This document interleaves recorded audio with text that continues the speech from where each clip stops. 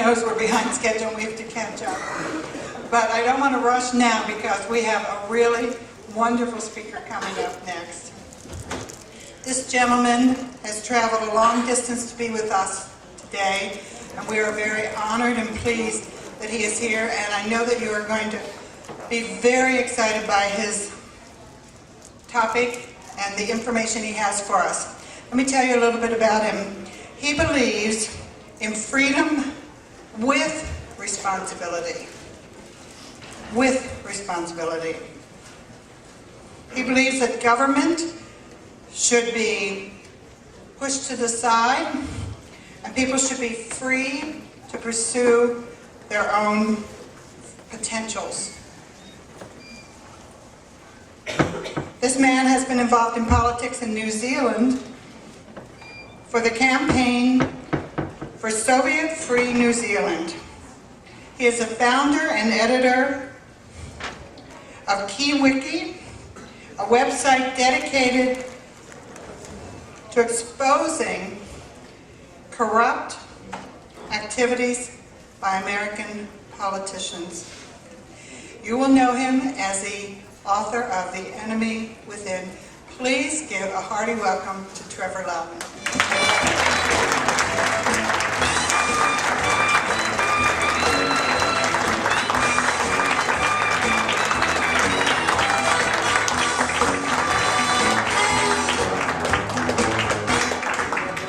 Hi guys, thanks very much. Thanks for having me here. Can you all hear me okay? Yes. Can you understand a real southern accent? Good. Look, my book, I'll truncate my speech today. My book is about the Marxist takeover of the United States. You know, this is Czechoslovakia in 1948. This isn't just the Liberal Democrat versus Republican game. Now, the mechanism that is used is control of the labour unions.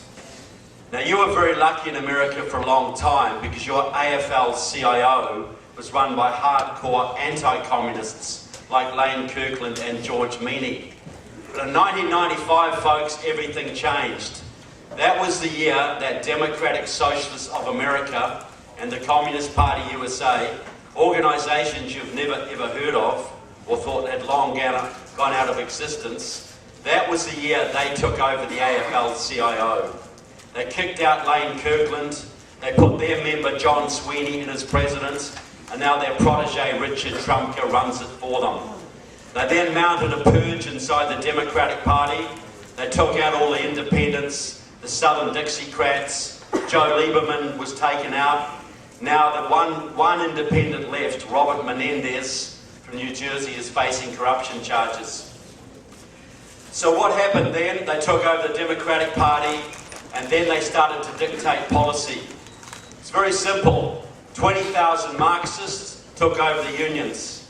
They then started setting policies like socialisation of student loans, normalisation of relations with Cuba, Obamacare, and amnesty. These are all Marxist policies, folks, 100% dictated by a small minority, and they're affecting 300 million Americans. Now, I want to talk a little bit about amnesty because this is going to strangle you folks if it's allowed to go through. The leader of this movement, well, put it this way, any former or current union members here today? Not trying to persecute you, just curious. Think back. Which organisation in America 25 years ago was leading the charge against illegal immigration? Against? The unions. Because they saw that illegals were unfair competition for union members and would drive wages and conditions down. Now in 2015, which organisation is leading the charge to legalise the illegals? The unions. So why were illegals bad for union workers 25 years ago, but now they're okay? The point is this. Before 1995, the unions were there to represent the interests of their members. Since 1995, when they were taken over by the Marxists, their agenda changed to promoting socialist revolution. The unions are selling out their own members every day, folks, because because the revolution comes first. And it is not easy to get union members to vote directly against their own interests. The man leading this movement, Eliseo Medina, until recently the Executive Vice President of the SEIU Union, took 5 years of hardcore lobbying inside the AFL-CIO to get them to flip their policy from anti-illegal to pro-illegal. Now, Medina is a card-carrying member of Democratic Socialists of America, a Marxist. He supports the Communist Party. He served on Obama's Latino Advisory Committee. And he is the man who got the bill pushed through your Senate, the amnesty bill pushed through your Senate a couple of years ago. He then went to his good friend Luis Gutierrez, the rep from Illinois, to help to drive this bill through the House. When that Gutierrez, incidentally, is a former member of the Puerto Rican Socialist Party, a pro-Cuban Marxist-Leninist outfit. When that failed, Medina basically went to the president and demanded executive amnesty, which he got. Now, why is this Medina's life's work, and why was the president willing to give up the Senate, which he was, to get amnesty? Well, Medina let the cat out of the bag at a big progressive conference in Washington, D.C. 3 years ago. I've got him on tape. I quote him in my book. He got up in front of the comrades and said this: "Passing an immigration bill, amnesty, is the #1 priority of the progressive movement. We have to get citizenship and voting rights for our 11 million undocumented workers." And did he talk about compassion, reuniting families, giving immigrants a break? Not a word, folks. All he said was this: in 2008, Latinos voted overwhelmingly for Obama and progressive candidates. If we stand by these people and get them citizenship and voting rights, they will stand with our movement. That will give us at least 8 million more Democratic Party votes. That will give us a governing majority, not just for the next few election cycles, but for the foreseeable future. Think about it, folks. 8 million more Democratic Party votes. Mitt Romney lost by 2.5 million. If they get this through, people, if amnesty is allowed to go through, the Democrats will dissolve the southern border. They will import hundreds of thousands of more Latino voters, hundreds of thousands of people from the Middle East, turn them all into Democrats, and they will have their one-party state, folks. This is why Obama was willing to give up the Senate. He is a Leninist, people. One step backwards, 2 steps forwards. He gave up the Senate because amnesty is the road to the one-party state, controlled by the unions and the Marxists. This is the ace in the hole, people. That is why we have 22 months to save this country. We don't have 20 years or 30 years. We've got one election cycle. Because if the Democrats win again, they are going to become a one-party government. Now, I want to go back in history now, because I think this is illustrative of where you are now. Back in 1976, this country had been losing its liberties, Republican, Democrat, for decades. And the people were pretty darn frustrated, but they had nowhere to go. But that year, they finally had an alternative. That year, a man came out of California who spoke of a shining city on the hill, peace through strength, and liberty and the Constitution. And hundreds of thousands of people, just like you, loved Ronald Reagan's message. And they got fired up, and they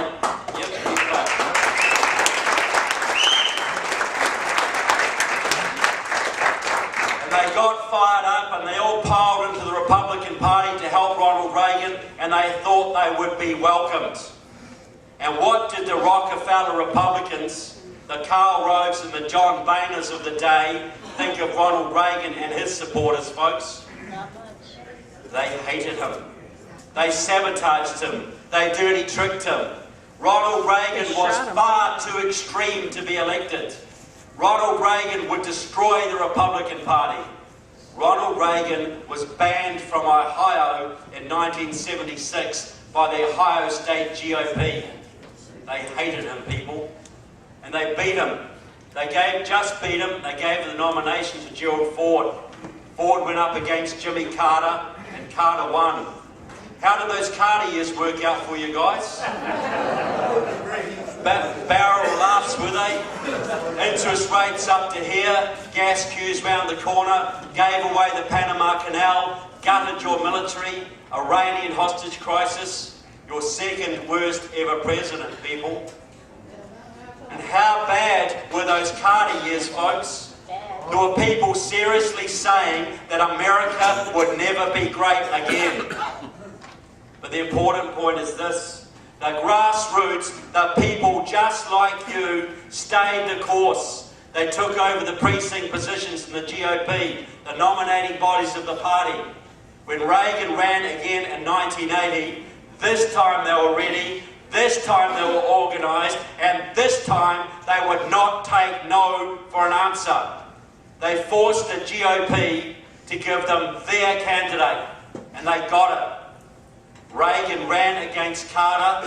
He took him out 48 states to 2, people. Not bad for an unelectable candidate, right?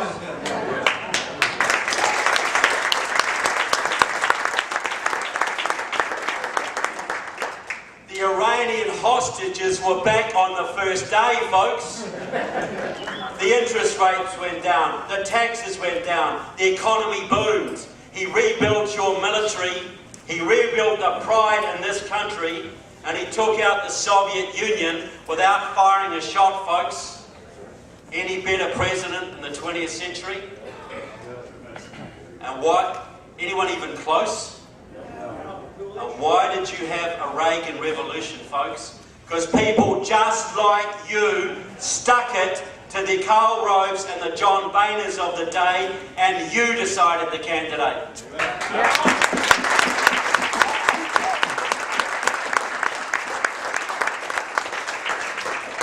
Could there be a message for today? Because right now, folks, this country is Jimmy Carter on steroids. And you need Ronald Reagan on meth to turn this around, guys. Not just to go where Reagan did, way beyond Reagan. You have to gut your federal government and restore your constitution. You know that. But how are you going to do it? Reagan was a genius. He could unite the social conservatives, the fiscal conservatives, the defence conservatives. He could bring the Reagan Democrats across, the great communicator. But right now, people, your base is very fractured. You've got 1 million libertarians who gave their vote to Gary Johnson last time. You've got social conservatives, fiscal conservatives, Tea Party Republicans, moderate Republicans. You've got 4 million GOPers who didn't even vote last time, folks. And you've got upwards of 30 million evangelical Christians who are not even registered. Think of what they could do to transform this country, both politically and spiritually, folks. And you may not, and you have all the vote fraud against you now, people. You've got the dirty tricks, the media against you. Can you afford to lose any element of that base if you're going to win and make that victory worth something? I mean, you may not have heard this, people, but some of these elements of your base don't like each other very much. You heard a few whisperings along those lines, right? We are 22 months out, people, for the most important election in American history. The most important election in world history, folks. Because if you go down, every Western country is going to follow. We've got to win it. Now, we can't just tell people to unify because we're all individuals. The Democrats have a smaller base than ours, but they can bribe every element of it. We can't do that. We have to inspire our base, enthuse our base, get them out there. Just can't wait to get their candidates elected. I've seen two candidates in the last 30 years at the presidential, vice presidential level who could inspire the base. Ronald Reagan and Sarah Palin. Any others? So we have to inspire our base, folks. It's no good just telling our base that the Democrats are worse. We have to give them a vision of a better society, of liberty, the Constitution, and a better future for their children. Is that going to work, or just telling them how bad the Democrats are? Because that's been the Republican strategy for a long time, folks. So this is what I would do, people. So we have to win the next election. It can only be by the GOP, because the third party can't do it now. The choice is this.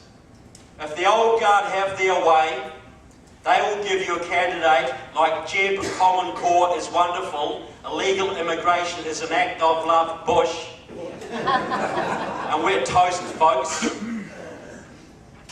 And you can guarantee if that happens, either Hillary Clinton or Pocahontas Warren will be your next president.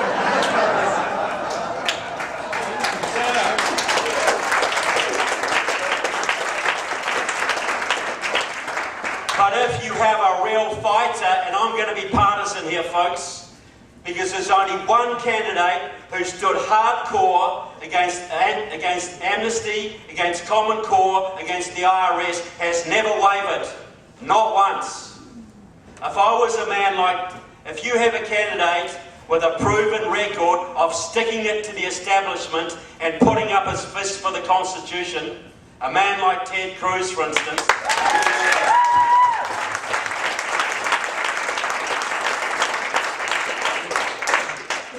very different. So this is what I think Ted Cruz should do, people. This is my recommendation for what it's worth from a Kiwi from down under.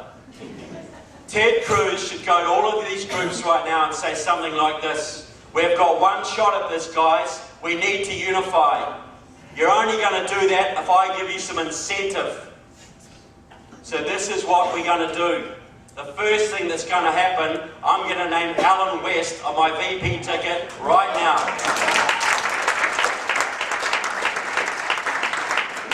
Then for you libertarians, it's going to be Rand Paul, Secretary of the Treasury, and he can do anything he damn well likes to the Federal Reserve and the IRS.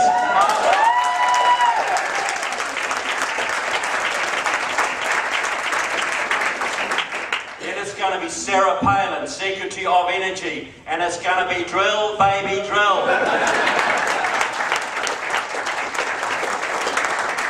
Drill in your backyard if you want to.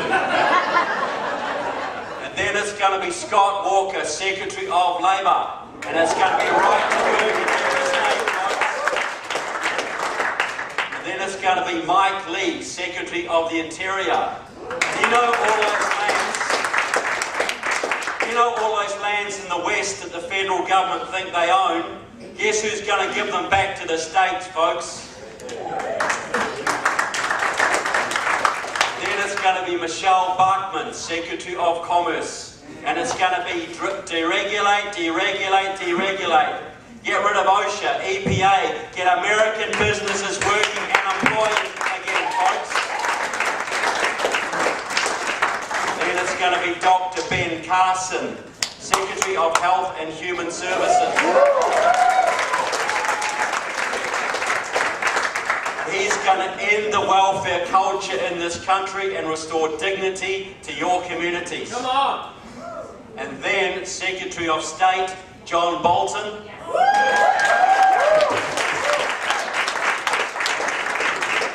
He's going to flip the bird to Mr. Putin and the Ayatollahs. And he's going to rebuild the Western Alliance, folks. Then very important, ambassador to the United Nations. No one.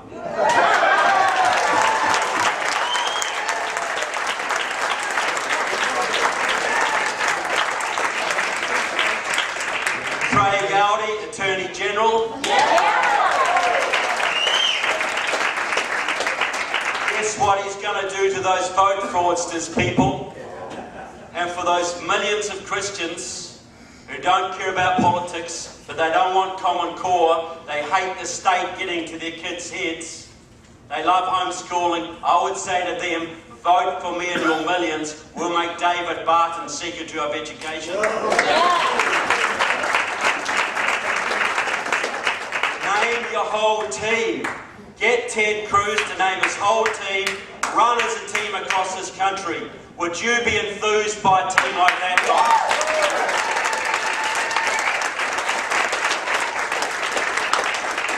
And would it unify the base? Yes.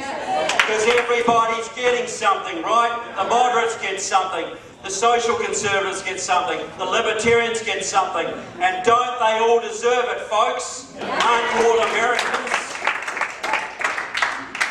People, I can't promise you much, but I can promise you two things. If you do nothing in the next 22 months, your children will live in slavery in this land. But if you give it everything you've got, folks, every fibre of your being for your country and your constitution, the very least I can promise you is a right to look your children in the eye and say, I did everything I could. What is that worth to you guys?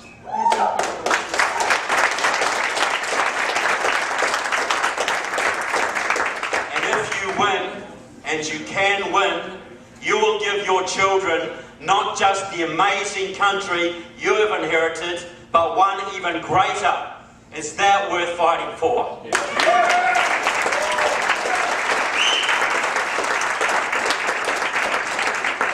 So I just want to say thank you for what you do for America, for my country, for liberty. God bless America and God bless the 603 Coalition.